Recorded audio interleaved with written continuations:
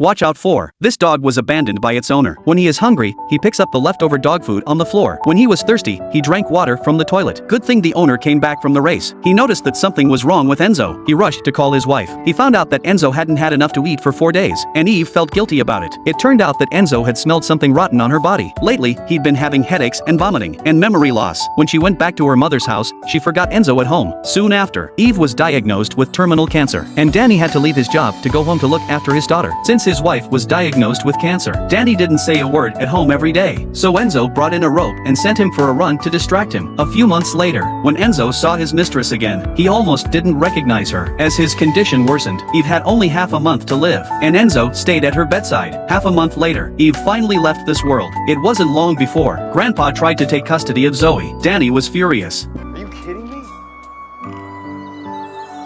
I just buried my wife and you're suing me for custody of my daughter? Who the hell do you think you are? You can't do this alone.